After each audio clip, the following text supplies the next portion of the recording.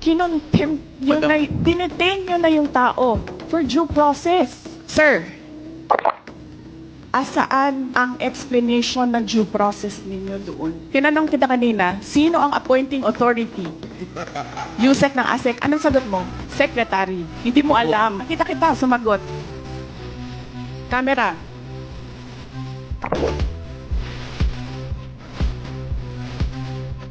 You need to reconsider that extension of your detention. It was illegal in the first place. You asked the president why he accepted the resignation. Do not ask due process. I think the proper remedy is for you to go to the court. Do you really want to show the Filipino people kung anong kaalaman ninyo sa batas?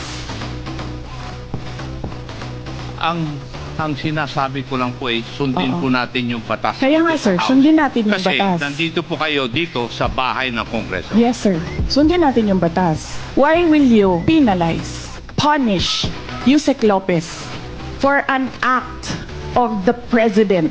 Tinutulungan ko lang kayo sir, kasi napapahiya ang Pilipinas. Ganito ba ang House of Representatives?